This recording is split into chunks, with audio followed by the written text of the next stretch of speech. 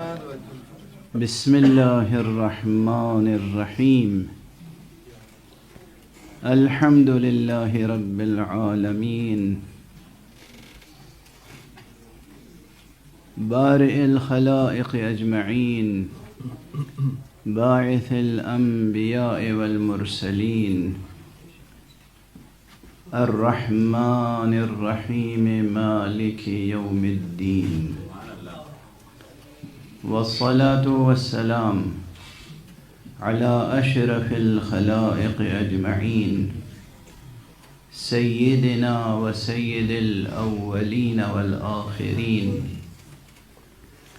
حبيبنا وحبيب إله العالمين إمام المرسلين وخاتم النبيين أبي القاسم المصطفى محمد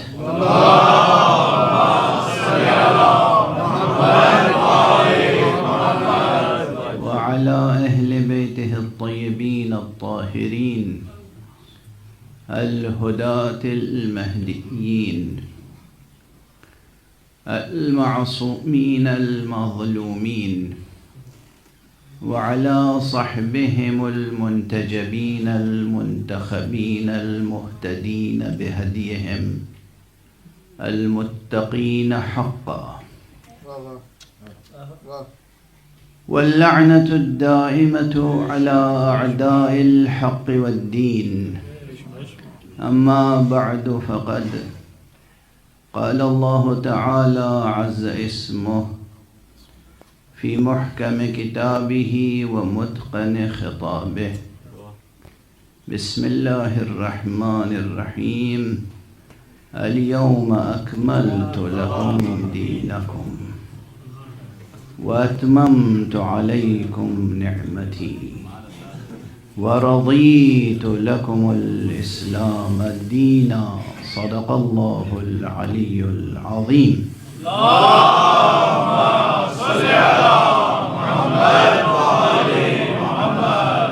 ایک اور بلند تر صلوات پڑھیں. اللهم صل على محمد وآل محمد. ایک اور بلند تر صلوات پڑھیں. اللهم صل على محمد وآل محمد. قرآن مجید کی اس ایک آیت کے حصول پر اگر ہم لوگ قیامت تک ایک سجدہ شکر میں گزار دیں تو حق شکر ادا نہیں ہو سکتا.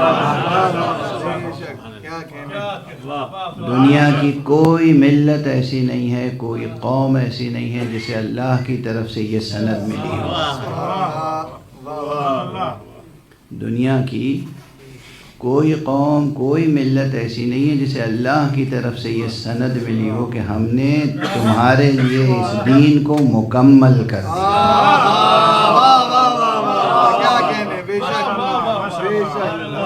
خدا کی قسم ایک بات عرض کروں، شاید اس سے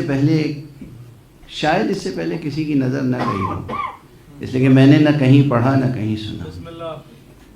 یہ کتنی بڑی بات ہے، خدا کا اعلان ہے نا. خدا فصاحت و بلاغت، قرآن مجید کی فصاحت و بلاغت کس قدر درجہ اعجاز پر ہے. پروردگار جب کچھ فرمائے گا تو اسے اس کے پورے اطلاق کے ساتھ ماننا پڑے گا نا.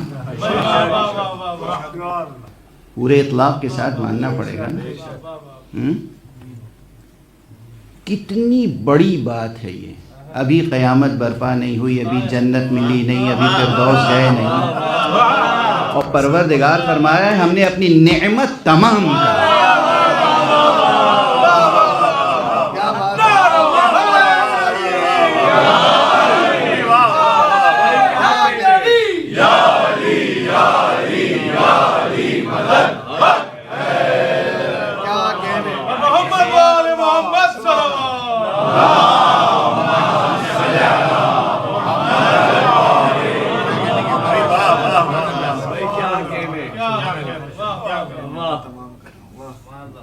میں نے اپنی طرف سے تو کچھ نہیں کہا،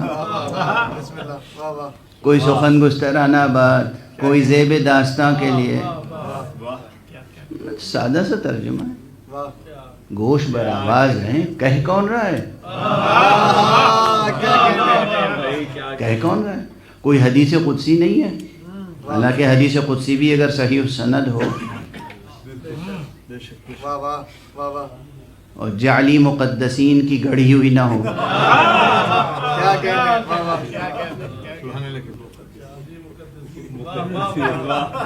جعلی مقدسین کی گڑھی ہوئی نہ ہو تو حدیث قدسی بھی حدیث قدسی ہے، اللہ کا ہر فرمان حرف آخر ہے۔ یہ تو قرآن ہے نا، متواتر قطعی الصدور۔ اللہ فرما رہا ہے یعنی تینوں جملے قیامت کے، الیوم آج، اتممت لکم دینکم، ہم نے الیوم اکملت لکم دینکم، آج ہم نے تمہارے لیے دین تمہارا مکمل کر دیا، وَأَتْمَمْتُ عَلَيْكُمْ نِعْمَتِي، اور ہم نے تمہارے اوپر اپنی نعمت تمام کر دی، وَرَضِيتُ لَكُمُ الْإِسْلَامَ دِينًا، اور تمہارے لیے ہم اس اسلام سے بطور دین راضی ہو گئے۔ اللہ نے سند کسے دیے کہ ہم راضی ہو گئے، تینوں فقرے، اللہ اکبر، کیا قیامت کے فقرے ہیں۔ یہ متن قرآنی ہے، اس متن کو اسحاق کے متن کے ساتھ، ان الفاظ کو ان کی گہرائی کے ساتھ، ان الفاظ کو ان کی پہنائی کے ساتھ، ان الفاظ کو ان کی بلندی کے ساتھ خوب غور کرتے رہیے۔ خدا کی قسم لب مشیت سے نکلے ہوئے الفاظ ہیں، اللہ کے کلمات ہیں، ان کے اطلاقات میں غور کرتے رہیے گا تو صبح قیامت گزر جائے گی، لیکن اس کے اطلاقات کی حدیں مکمل نہیں ہو پائیں گی، مکمل نہیں ہو پائیں گی، میں عرض کر رہا ہوں مکمل نہیں ہو پائیں گی۔ اتنی بڑی بات قیامت تک، اس لیے میں نے عرض کیا قیامت تک سجدہ شکر میں گزار دیں تو حق شکر ادا نہیں ہو سکتا۔ اس پورے متن میں ہر چیز واضح ہے۔ اکملت لکم دینکم، ہم نے تمہارا دین مکمل کر دیا۔ اتممت علیکم نعمتی، اپنی نعمت تمہارے اوپر تمام کر دی۔ رضیت لکم الاسلام دینا، تمہارے لیے ہم اس دین پر راضی ہو گئے، تم سے ہم اس دین پر راضی ہو گئے۔ جو بات مبہم ہے وہ ہے الیوم، مفسر کے حصے میں جو بات ہے پوچھنے اور بتانے کی، کہ یہ ترجمہ تو ہم سمجھ گئے، ہم لفظ دین کے معنی سمجھتے ہیں، ہم تمامیت کے معنی سمجھتے ہیں، کمال کے معنی سمجھتے ہیں، رضایت کے معنی سمجھتے ہیں، نعمت کے معنی، ان سب الفاظ کے معنی سمجھتے ہیں۔ یوم کے معنی بھی معلوم تو ہیں، لیکن الیوم آج، یہ تو فرمائیے یہ کون سا آج ہے؟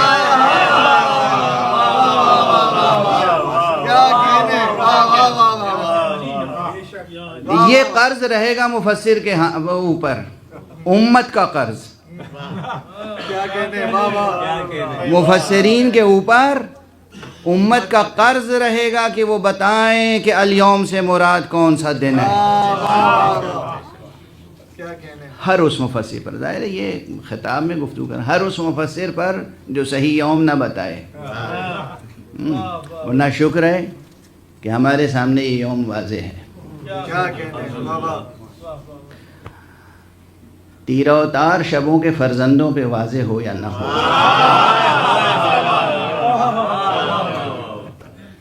ہم پر واضح ہے کہ یہ دن کون سا دن ہے، اور یہ دن وہ ہے جو اعلان ولایت امیر المؤمنین امام المتقین علی ابن ابی طالب علیہ السلام،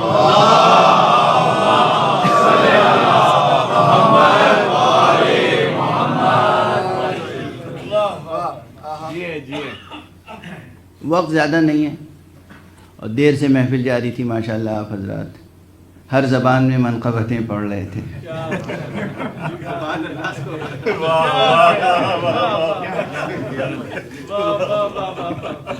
خوب عوامی شاعری ہو چکی ہے.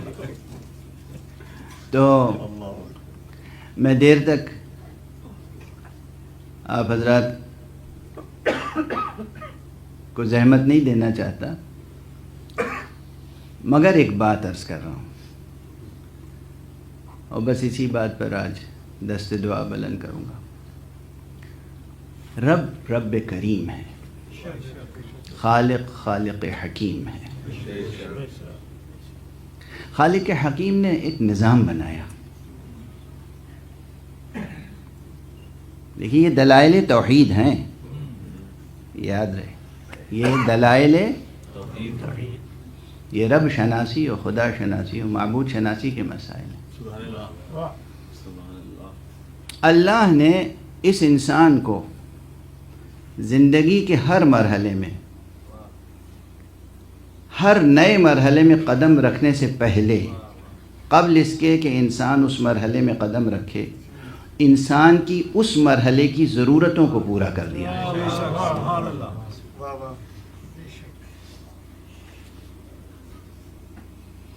اب میں 2-3 بس منظر یہیں کے دکھا دوں.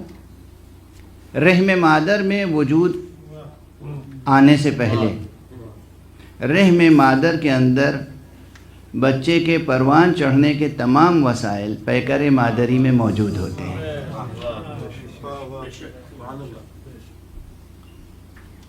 اور جب رحم مادر سے بچہ آغوش مادر میں آتا ہے تو آغوش مادر میں بچہ بعد میں آتا ہے، سینہ مادر میں اس کی غذا پہلے آ جاتی ہے. تو مزاج ربوبیت سمجھ میں آیا نا. رب ہے وہ، رب، خدا کی قسم، وہ صرف خالق نہیں ہے، وہ رب بھی ہے، وہ رب حکیم ہے، وہ رب کریم ہے، وہ رب رحیم ہے، وہ رب رحمان ہے. وہ یوں ہی معبود نہیں ہے.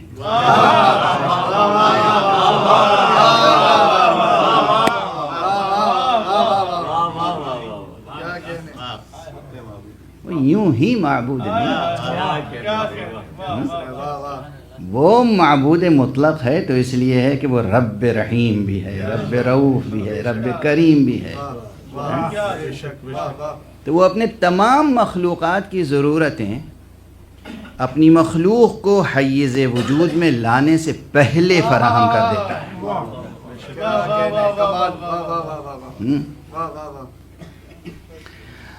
اب ہمارا انسانی وجود جو ہے یہ قوس نزولی میں، تخلیق کے قوس نزولی میں یہ اس زمین پر آنا تھا. یہاں آ گئے. یہاں آنے سے پہلے یہاں کی ضرورتیں پوری کی. اب یہاں سے جانا ہے، تو اب آخرت ہے، جنت ہے یا جہنم ہے. آخرت میں ضرورت کس بات کی ہے؟ یہاں ضرورت تھی روٹی کی، یہاں ضرورت تھی پرورش کی، یہاں ضرورت تھی گھر کی، مکان کی، صاحبان کی، یہاں ان سب چیزوں کی ضرورت تھی. وہاں کس چیز کی سب سے زیادہ ضرورت ہے؟ وہاں ضرورت ہے شفاعت کی.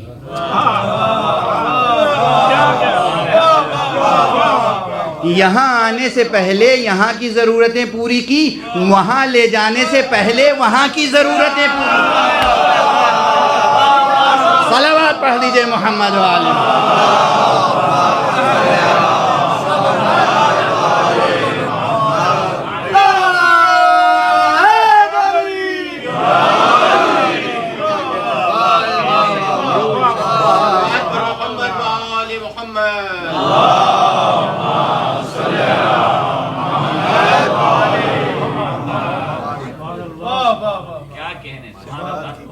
وہاں پہنچنے سے پہلے رب ہے نا، رب ہے، رب العالمین ہے.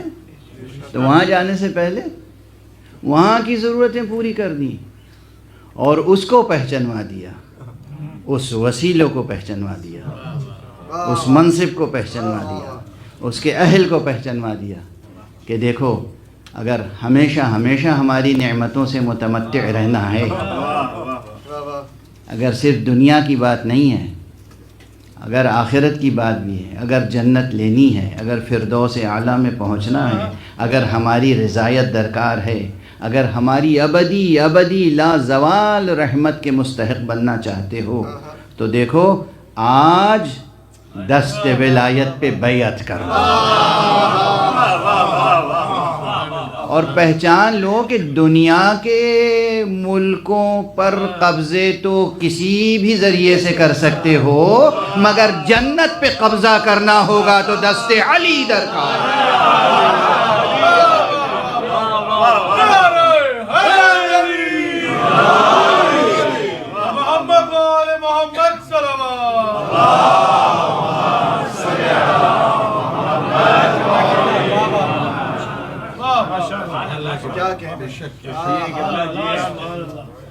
سمجھے آپ کہ غدیر کی اہمیت کیا ہے؟ یاد رکھیے گا، یاد رکھیے گا کہ جہالت، نادانی، دنیا پرستی، دنیا طلبی، اس میں کوئی بھی گرفتار ہو سکتا ہے۔ چنانچہ بہت سے لوگ اب ہم میں سے گرفتار ہوتے جا رہے ہیں۔ غیروں کی بات نہیں کر رہا ہوں جنہیں آپ کیٹیگوریکلی کہتے ہیں یہ نواسب ہیں، یہ دشمن آل محمد ہیں، یہ دشمن علی ہیں، ان کی بات نہیں کر رہا ہوں۔ ماشاء اللہ، نعوذ باللہ، کیا عرض کروں، سر پہ عمامہ رکھ کے بھی، عبا قبا پہن کے بھی، یا شیروانی ٹوپی پہن کے بھی، یا جو میں نے کل عرض کیا تھا کہ عالمانہ داڑھی اور دانشورانہ بال،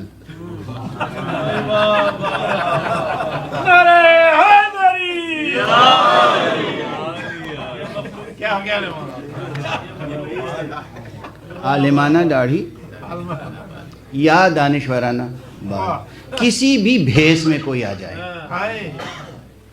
یہ یاد رکھیے گا۔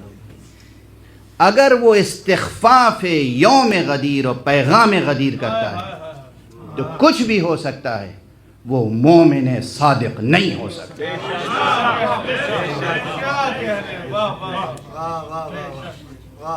غدیر مذاق نہیں ہے، غدیر حادثہ نہیں ہے، غدیر تاریخ کا صرف ایک واقعہ نہیں ہے، غدیر مقام نبوت کا سب سے بڑا معجزہ ہے۔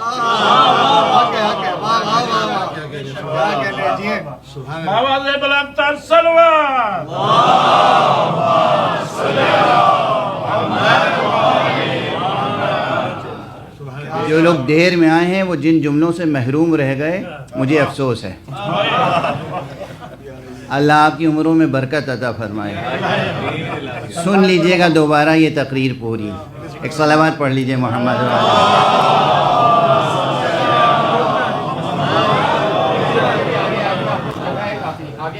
صلوات پڑھتے ہوئے آگے تشریف لے آئیے۔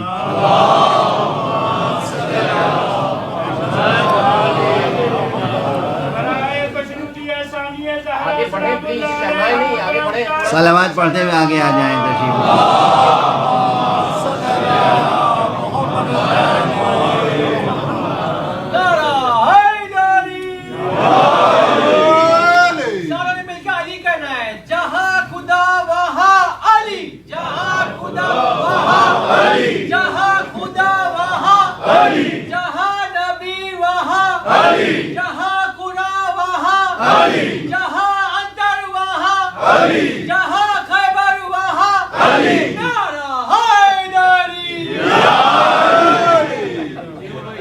پہلے تھی عرفانی شاعری، آخر میں ہو گئی عوامی شاعری۔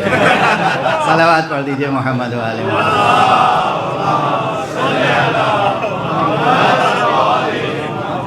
ایک اور صلوات پڑھ دیجئے محمد۔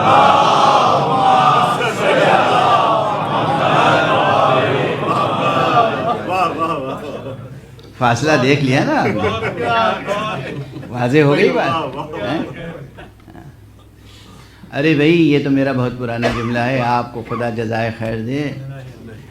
حضرت علی علیہ السلام کی پہچان خیبر و انتر و مرحب و ان سب چیزوں سے یہ تو بہت معمولی چیزیں ہیں. میں نے بہت بار کہا ہے کسی کو قتل کرنا علی کی مجبوری تھی.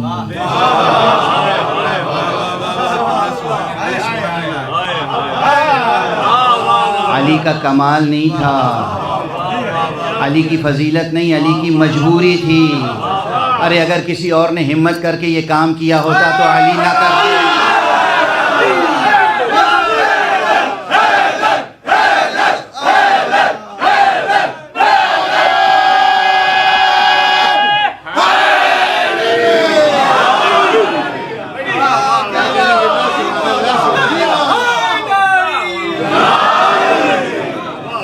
علی تو زندگی بانٹنے آئے.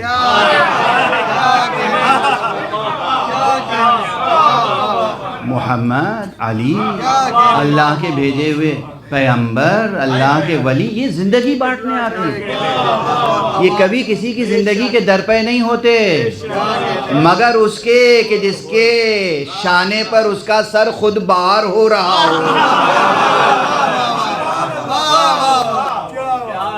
اور وہ ان کے سامنے آ ہی جائے، وہ ایک الگ بات. تو کسی کا بھی قتل کرنا علی کی مجبوری تھی، علی کی مجبوری تھی.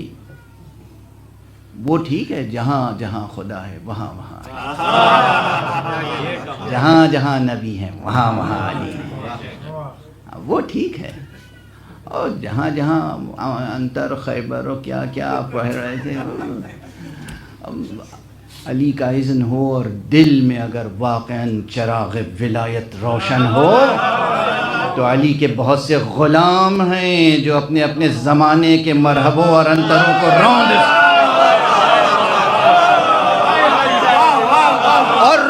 رہے ہیں.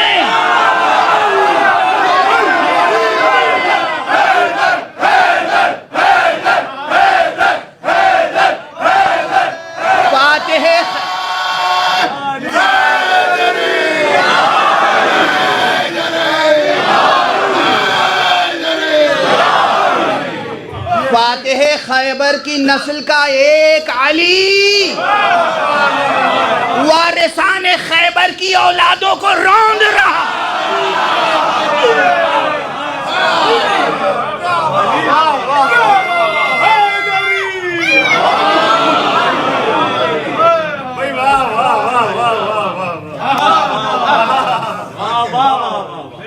دنیا پہچانتی نہیں رشتہ ولایت کیا ہے.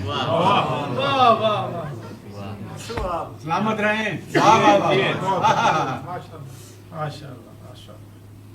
یہ دنیا ولایت فقیہ کی قوت دیکھ لے، پھر ولایت غدیر کی قوت دیکھ لے.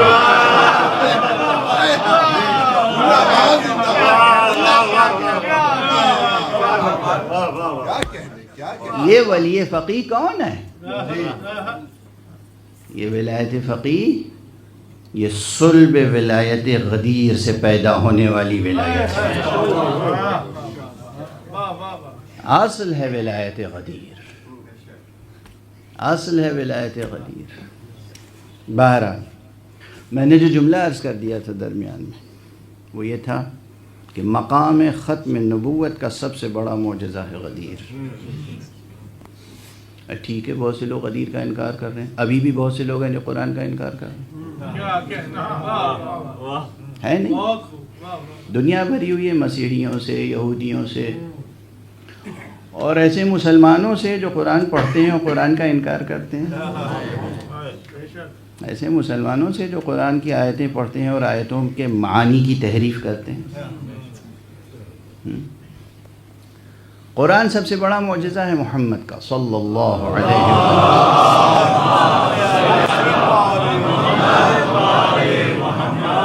اس میں کوئی شک نہیں ہے، اس میں کوئی شک نہیں ہے. قرآن سب سے بڑا معجزہ ہے سرکار رسالت مآب کا. لیکن یہ معجزہ کون سا ہے؟ معجزوں کی دو قسمیں ہیں. ویسے تو معجزوں کے مراتب و اقسام بہت ہیں، اور یہ اقسام و مراتب و اس میں جو اصطلاحیں بن گئی ہیں نا یہ یاد رکھیے کہ اصطلاحیں کبھی بھی ٹوٹ سکتی ہیں اور کبھی بھی نئی اصطلاحیں وجود میں آ سکتی ہیں، چونکہ فکر آگے بڑھ رہی ہے، علم آگے بڑھ رہا ہے، تجزیے آگے بڑھ رہے ہیں، زاویہائے نظر مختلف ہوتے ہیں اور بڑھ رہے ہیں. جیسے جیسے کائنات پھیل رہی ہے ویسے ویسے آپ کی پوزیشن بدلنے کے امکانات بھی تو بڑھ رہے ہیں. تو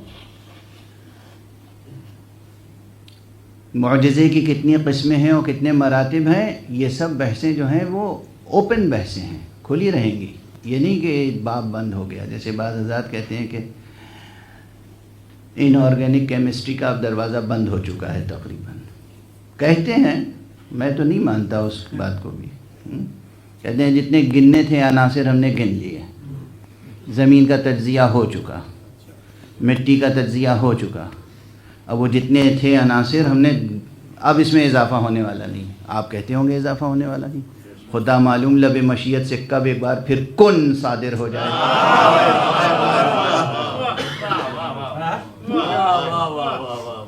یہیں جو 1000 بار آپ تجربہ کر چکے ہیں اسی میں پھر نئی جہت پیدا ہو جائے گی، نئی چیز نظر آنے لگے گی.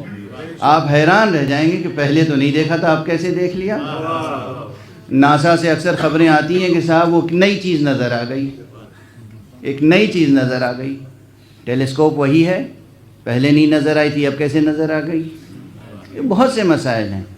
تو بقول خود قرآن مجید کہ یہود کیا کہتے ہیں، ید اللہ ہے مغلولہ، اللہ کے ہاتھ بندھے ہوئے ہیں.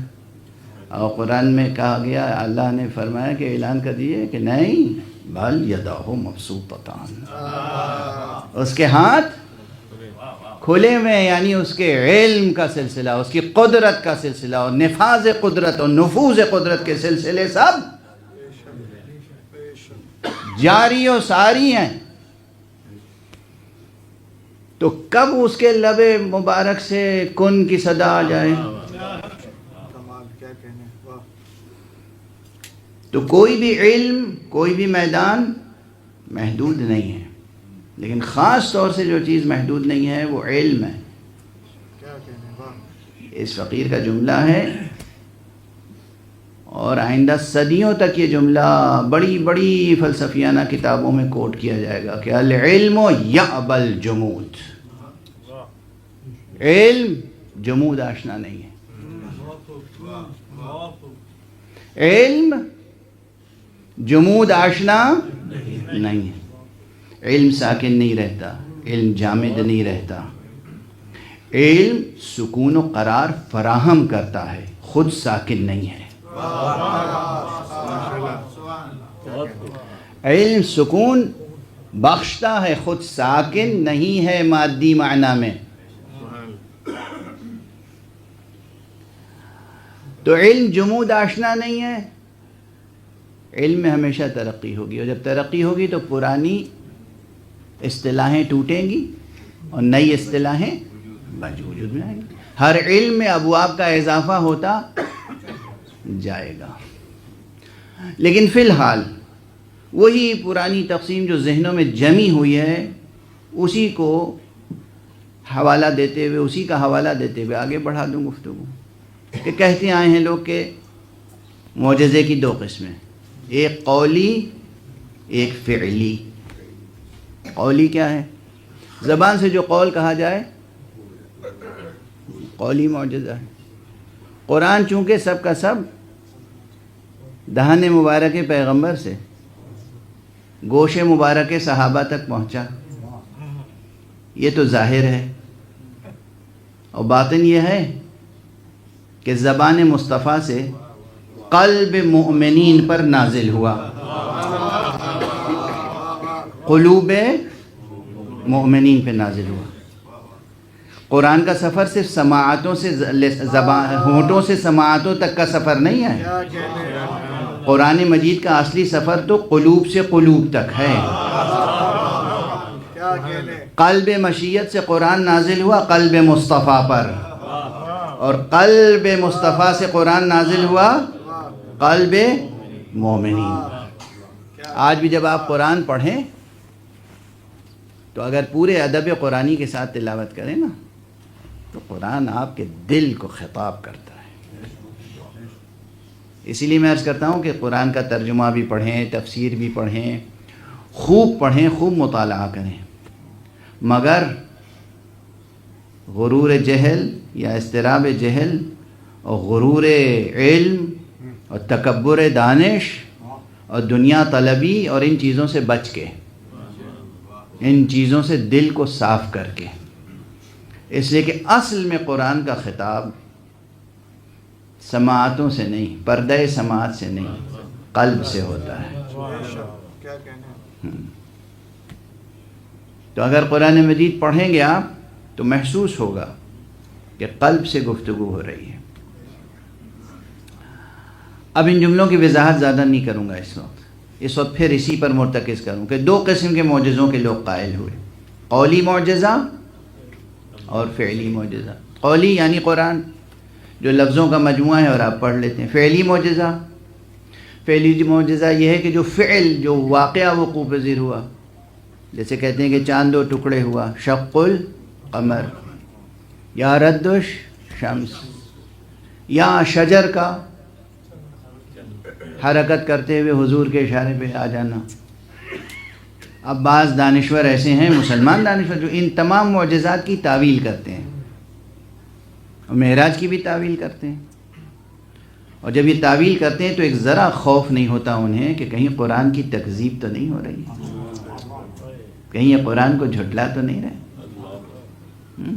ذرا سا خوف نہیں ہوتا. اصل میں سیاسی لوگوں کے دل میں خوف ہوتا ہی نہیں. یہ سیاسی لوگ ہیں، سیاسی دانشور، بنو امیہ کے سالیسیٹرز، کریمنل سالیسیٹرز آف بنو امیہ.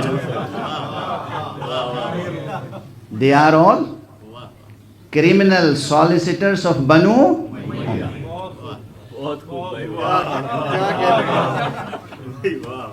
تو سالیسیٹرز کم پڑھے لکھے ہوتے ہیں کیا؟ خوب پڑھے لکھے ہوتے ہیں، پورے آئین رٹے ہوئے ہوتے ہیں، کتاب قانون کی کتابیں رٹے ہوئے ہوتے ہیں، اس کی ساری ایکسپلینیشنز، ساری کمنٹری، ساری ایگزیجیسس سب یاد ہوتی ہے انہیں، صحیح بھی غلط بھی، مگر استعمال غلط کرتے ہیں. اور کورٹ میں کھڑے ہو کے سینہ زوری کے ساتھ چوری کرتے ہیں. آنکھوں میں آنکھیں ڈال کے جھوٹ بولنے کا فن معمولی نہیں ہے. اس پہ جتنی داد دیجیے کم ہے. دنیا بھر کی عدالتوں میں ہو رہا ہے. مجمع اتنا ہے مگر میرا دل چاہتا ہے کہ آپ کو ممبر کے قریب بلا لوں. ڈاکٹر احسن ظفر زیدی صاحب، آپ تشریف لائیں، آپ سب صلوات پڑھیں محمد.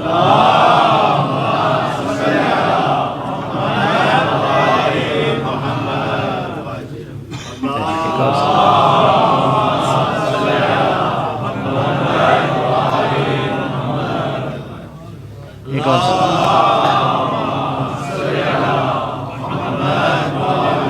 آرام سے، ایک اور سب مل کے صلوات پڑھ لیں.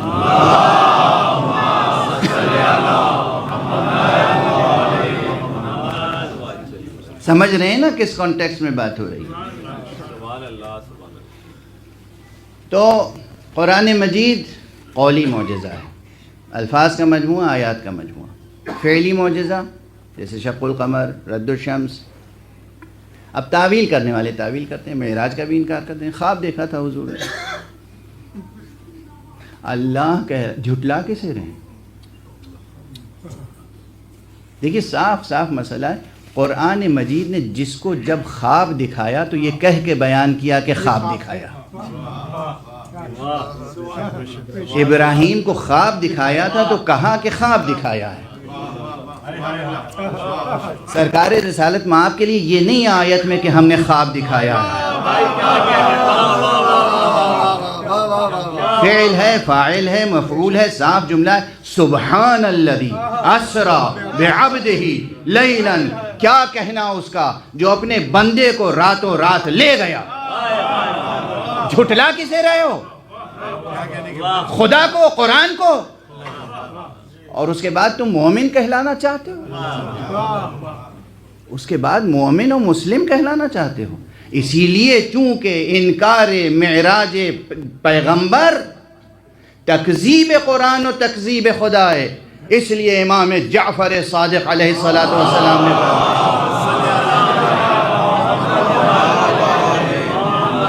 کہ جو منکر معراج ہے وہ کافر ہے.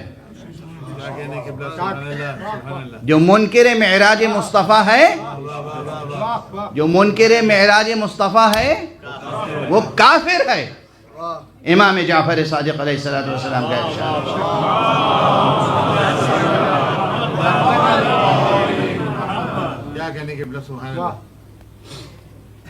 اور دونوں ایک ہی کیٹیگری میں آئیں گے، چاہے معراج مصطفیٰ کا انکار کرو، چاہے معراج مرتضیٰ کا انکار کرو. سمجھ لو معراج مصطفیٰ مرتضیٰ کسے کہہ رہا ہوں. معراج مصطفیٰ یہ ہے کہ وہ زمین سے قاب قوسین تک گئے، اور میں کہتا ہوں معراج مرتضیٰ یہ ہے کہ میدان غدیر میں منبر کے برابر، منبر رسول پر رسول کے برابر تشریف لائے، اور آپ نے ہاتھ اٹھا کر کہا من کنت مولا فہذا علی مولا.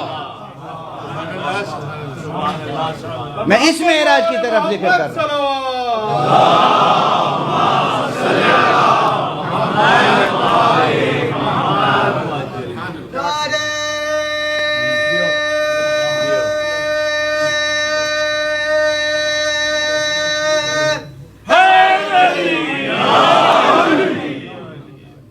آپ نعرے حیدری لگاتے ہیں، پتہ نہیں کہاں کہاں بت ٹوٹتے ہیں. دلوں کے بت ٹوٹتے ہیں، ذہنوں کے بت ٹوٹتے ہیں، بتکدوں کے بت ٹوٹتے ہیں، آستینوں کے بت ٹوٹتے ہیں.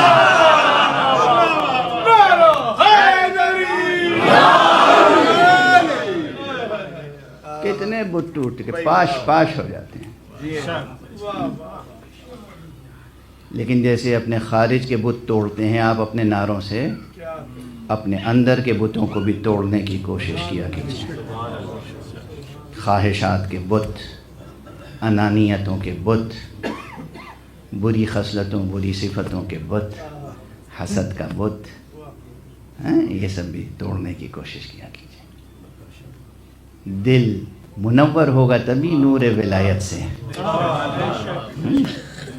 دل جو ہے یہ نور ولایت سے مکمل طور پر تبھی منور ہوگا. آپ کا دل چراغ یا شمع ولایت کا فانوس تب بنے گا جب اس میں کسی قسم کا کسی کی طرف سے غبار نہ ہو. بس اتنا کافی ہے. آپ اہل ضمیر ہیں، آپ کے لیے اتنا اشارہ کافی ہے. آپ کے احساس بیدار ہیں تو آپ کے لیے اتنا تازیانہ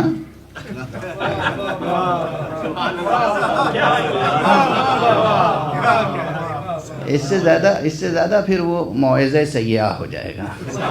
ایک صلوات پڑھ دیجئے محمد.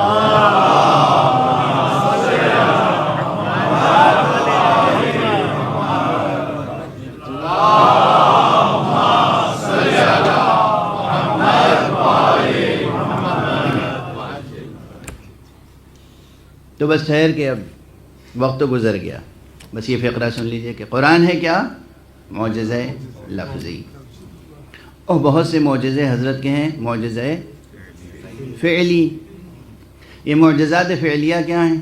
جو آپ نے کر کے دکھایا. مشہور معجزات ہیں اہل سنت والجماعت حضرات کی کتابوں میں اور شیعہ حضرات کی کتاب، سب کی کتابوں میں بہت سے معجزے مشترک ہیں. علم کلام کی کتابوں میں شرح تجرید اٹھا کے دیکھ لیجئے.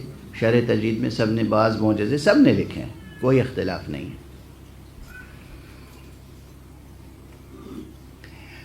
قولی معجزے اور فعلی معجزے میں ایک فرق بیان کیا گیا. وہ فرق یہ ہے کہ قولی معجزہ تو قائم ہے، برقرار ہے. مجھے خوف ہے کہ وقت نکلا جا رہا ہے، لیکن بات جو ہے وہ دقیق سے دقیق تر مرحلے میں داخل ہوتی چلی جا رہی ہے. لکھ کے لوگ گزر جاتے ہیں، بعد کے طالب علموں کو اسی لکھے ہوئے میں بہت سے تأملات ہوتے ہیں. جسے آپ قولی معجزہ کہہ رہے ہیں، بھئی یہ بھی تو اصطلاحی ہے. خود قول بھی تو ایک فعل ہے.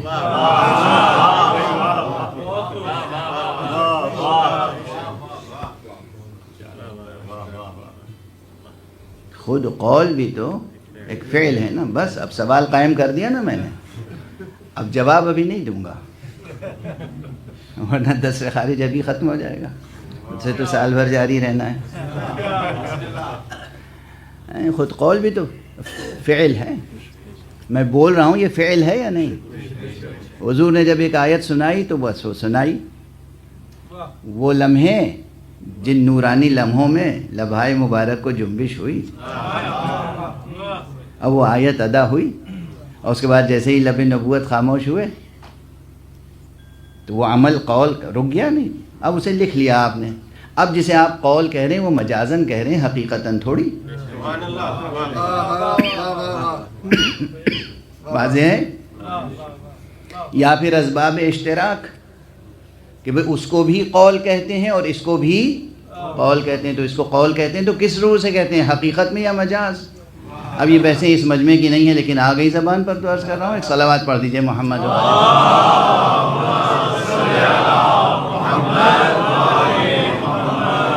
بہرحال. تو یہیں یہ بحث روک دیجئے. اس میں یعنی منہ شگافیاں تو پھر بڑھتی چلی جائیں گی نا.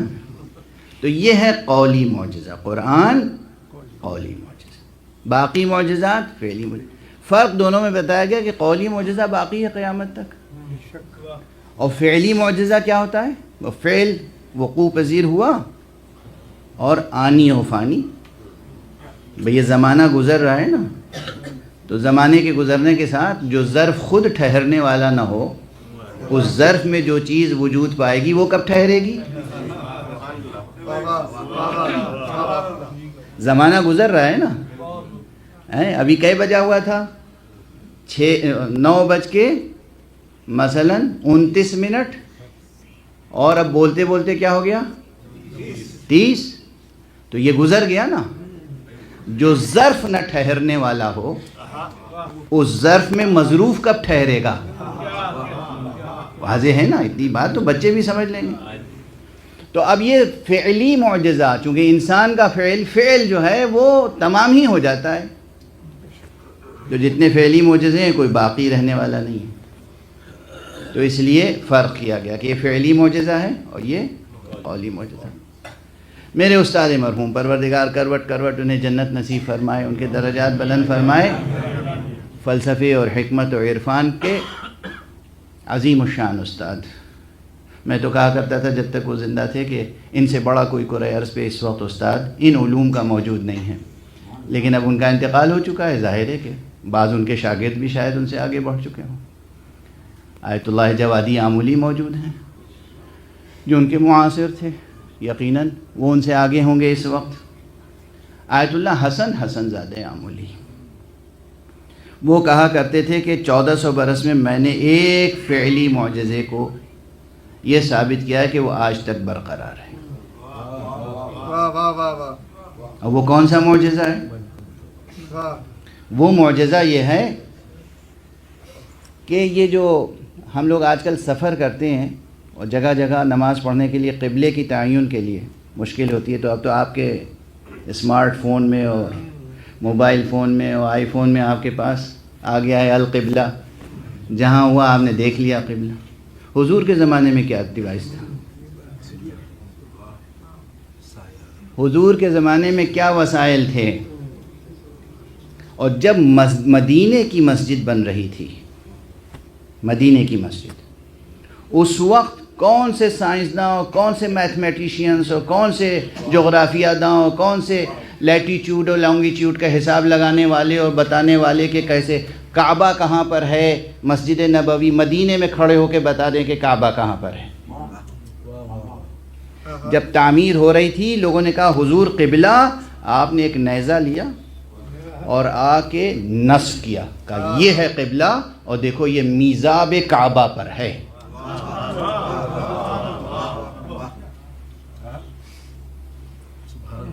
اور 1400 برس گزر گئے, آج تک کوئی کیلکولیشن میں ایک بال کے برابر فرق نہیں دکھا سکا.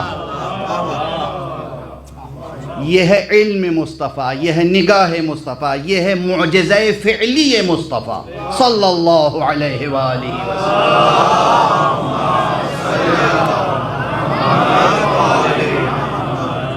بھئی آپ حضرات نے بہت سے دیکھے ہوں گے واقعات کہ مسجد بنی تھی، بعد میں پتہ چلا قبلہ غلط تھا تو محراب توڑ کے دوبارہ بن رہی ہے.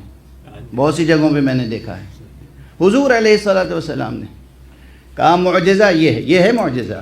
معجزہ تو ہم کہہ رہے ہیں، یہ ہے قبلہ. بتایا قبلہ ہے کہاں پر، یہ نہیں کہ بس اسی طرف کعبہ ہے. میزاب کعبہ، وہ جو میزاب کے معنی سمجھتے ہیں. اب میں اس کے علاوہ کوئی اور لفظ مجھے اچھا نہیں لگتا ممبر سے کہنا، لیکن لوگ کہتے آئے ہیں، بزرگوں نے بھی کہا ہے. پرنالا، وہ جو چھت پہ لگا ہوا ہے خانہ کعبہ کی چھت پہ، وہ ہے نا پرنالا، اسے کہتے ہیں میزاب رحمت. یہ قبلہ اس طرف ہے تمہارا، آج تک ثابت ہے. یہ فقیر اپنے استاد کی جوتیاں سیدھی کرنے والا، ان کی خاک قدم، یہ آج عرض کر رہا ہے آپ کے سامنے. قبلہ ظاہری معین کرنا بھی پیغمبر کا فعلی معجزہ تھا جو باقی ہے، اور خدا کی قسم غدیر میں قبلہ ایمان مقرر کرنا بھی پیغمبر کا ایک معجزہ فعلی تھا جو آج بھی قائم ہے، قیامت تک قائم رہے.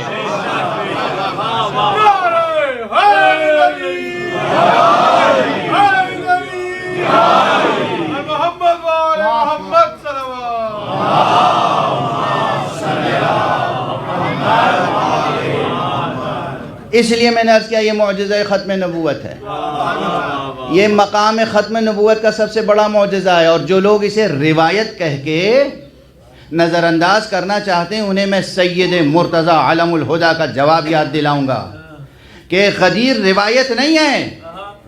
روایت اسے کہتے ہیں کہ کوئی کہے رسول نے یہ کہا تھا. غدیر میں رسول نے کہا کم، کیا زیادہ.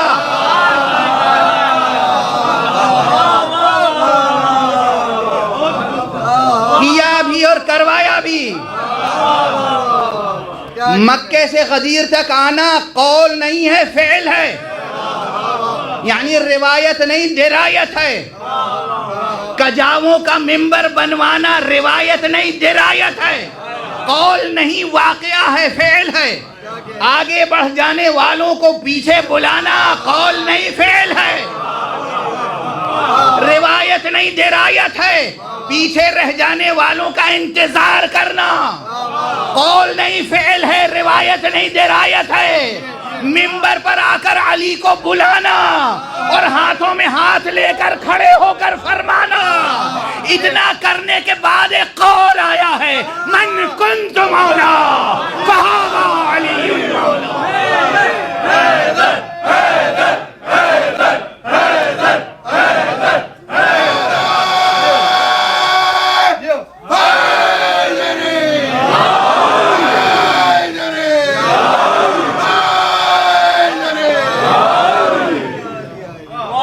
غدیر روایت نہیں ہے، درایت ہے.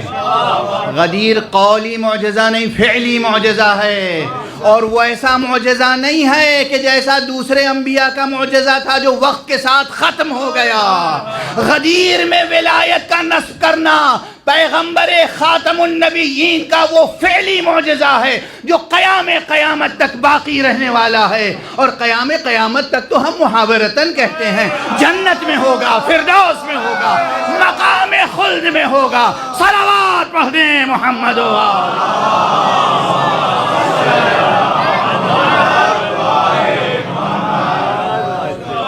پروردگار آپ کے اس جشن کو قبول فرمائے.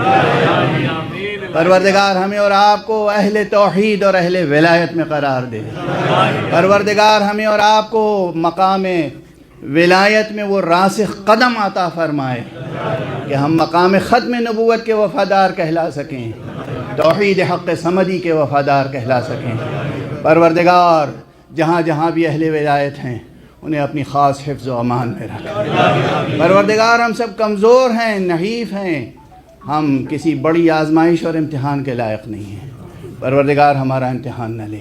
پروردگار اپنے عادل سے نہیں اپنے فضل سے معاملہ فرما. پروردگار دنیا میں جہاں جہاں بھی ظلم ہو رہا ہے نشان ظلم کو مٹا دے۔ پروردگار اپنے ولی آخر کو وارث غدیر کو اس نے ظہور عطا فرما اور ان کے ہاتھوں سے اپنی رحمت و رافت و عدالت کا پرچم لہرا۔ وآخر دعوانا ان الحمد للہ رب العالمین۔